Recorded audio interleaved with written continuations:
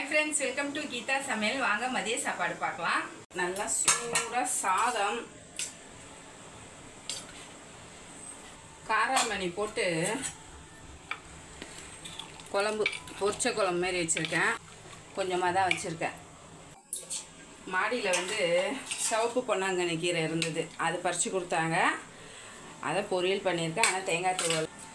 தேங்காய் பால் ரசம் தயிர் போட்டு வச்சுருக்கேன் காலையில் வந்து பசங்களுக்கு தக்காளி தொக்கு ரெடி பண்ணி சாதம் மிக்ஸ் பண்ணி கொடுத்தேன் அந்த சாதம் கொஞ்சம் இருக்குது